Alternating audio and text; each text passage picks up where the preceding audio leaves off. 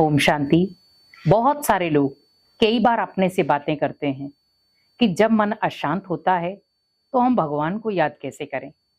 घर में कला कलेश है, घर में अशांति है, तो भगवान को याद कैसे किया जाए, क्योंकि बार बार वही संकल्प आते हैं। अगर कई बार किसी ने हमारे को दुख दिया है या हमारे साथ गलत किया है तो वो भी बातें माइंड के अंदर घूमती रहती हैं। हम क्या करें?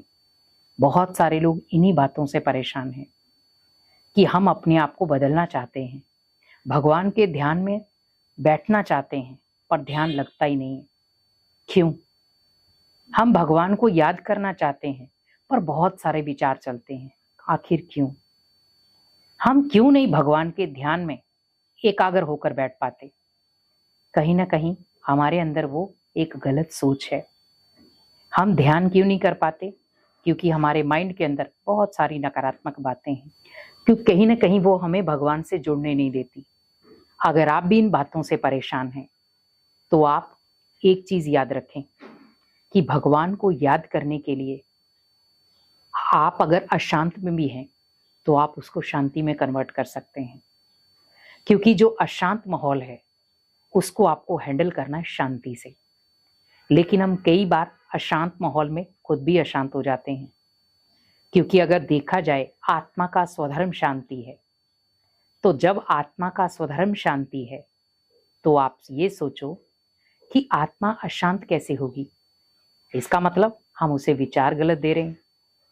अब आप सोचो, आपको भूख लगी है पर आप एक तरफ तो ताजा भोजन बना है पर आप उसे नहीं खा रहे हैं, लेकिन जो बासी भोजन है आप उसे खा रहे हैं। तो बीमारी कहाँ आएगी? बासी भोजन में या ताजे भोजन में? खराब भोजन में या अच्छे भोजन में? वो आपको देखना है, क्योंकि आज जो हमारे विचार हैं वो बहुत खराब हो रहे हैं।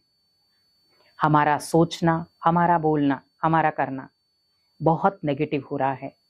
और इसी के कारण कई बार हम मेडिटेशन में बैठते हैं, ध्यान करने बैठते हैं, पर बुद्धि विचलित हो जाती, हम बैठ ही नहीं पाते, मन एकाग्र होता ही नहीं है।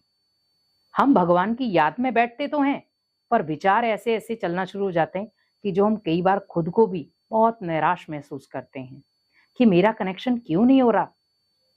अगर हम कहीं मंदिर, गुरुद्वारे, चर्च, मस्जिद कहीं पे भी हम बैठे हैं, भगवान का ध्यान कर रहे हैं, पर नहीं हो पा रहा कनेक्ट बुद्धि, क्यों नहीं हो रही? अपने मन से बातें करो। तो आपको जब आप अपने मन से बातें करोगे आपको खुद उसका आंसर मिल जाएगा कि कहीं ना कहीं लीकेज कहाँ है। क्योंकि अगर मन बुद्धि के अंदर कहीं ना कहीं लीकेज है, उसका कारण है आप भगवान के ध्यान में बैठते तो हैं पर बुद्धि जुड़ती नहीं। जैसे आपने कोई मटका लिया है, आपने अच्छी तरह से उसको चेक करके उस मटके को लिया है, पर मटके के अंदर आपने पानी डालकर नहीं देखा। आप घर में लाए उसे, आपने उस मटके को भरा और उस मटके से पानी निकलना शुरू हो गया। वो बूंद बूंद पानी निकलता जा रहा है, आपने छेद नहीं देखा, आपने ओनली मटका देखा। लेकिन वो जब पानी निकलना शुरू हो गया तो आप पानी भरते जाएंगे, वो पानी निकलता जाएगा। इसी प्रकार आप सत्कर्म कर रहे हैं, भगवान को याद कर रहे हैं, पर अंदर नेगेटिविटी भी है, तो क्या होगा? आप याद तो कर रहे हैं, भगवान की शक्तियां तो ले रहे हैं, पर शक्तियां अंदर नहीं जा रही, सकारात्मक चीजें अंदर नहीं जा रही। क्यों? क्योंकि अंदर की जो नकारात्मकता है वो ओवरलोड है। तो जब अंदर की नकारात्मकता ओवरलोड होगी तो आप सकारात्मक चीजों को कहां डालेंगे? आप आध्यात्मिक चीजों को कहां डालोगे? आप भगवान की याद को कहां समाओगे? नहीं ले पाएंगे।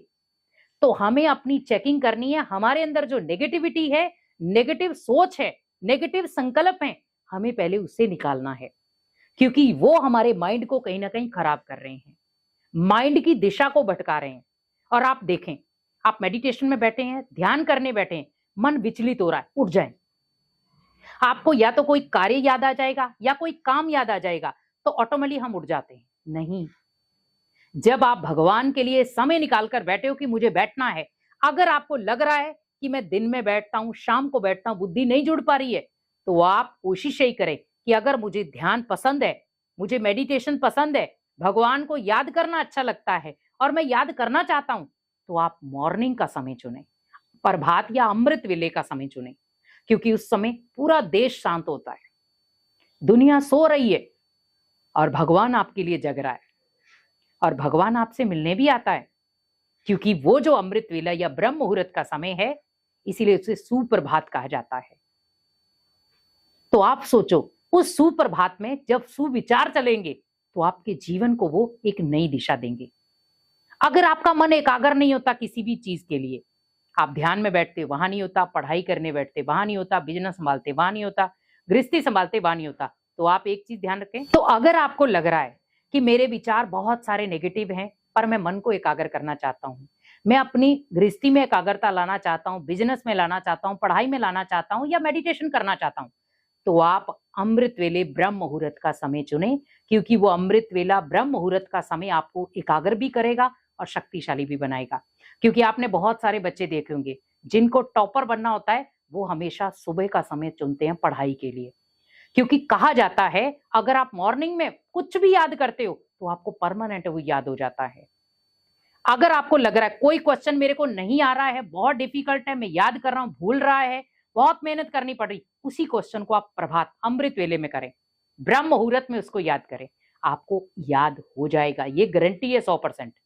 क्योंकि अमृत वेला आपको मदद करता है, ब्रह्म मुहूर्त में भगवान भी आपकी मदद करता है उस चीज के लिए। तो इसीलिए कोशिश करो कि ध्यान करने का समय अमृत वेले का चुनो, या तो शाम का समय 6 से 8 या प्रभात का समय 3 से 5। ये 4 घंटे ऐसे हैं जो आपको सकारात्मक भी बनाएंगे और आपको एक सकारात्मक दिशा भी देंगे। क्योंकि व्यक्ति अगर एकाग्र हो जाएगा तो बहुत सारी चीजों से बच सकता है। अगर आप भी चाहते हैं मुझे नेगेटिविटी खत्म करनी है, ध्यान लगाना है, भगवान से मन की बातें करनी है, तो आप अपनी दिनचर्या में ये 4 घंटे फिक्स कर लें कि उसमें मुझे 15 मिनट, आधा घंटा सुबह, आधा घंटा शाम को देना है भगवान को, जिससे आपका मन 100% एकाग्र भी होगा और शक्तिशाली भी बनेगा। ओम शांति।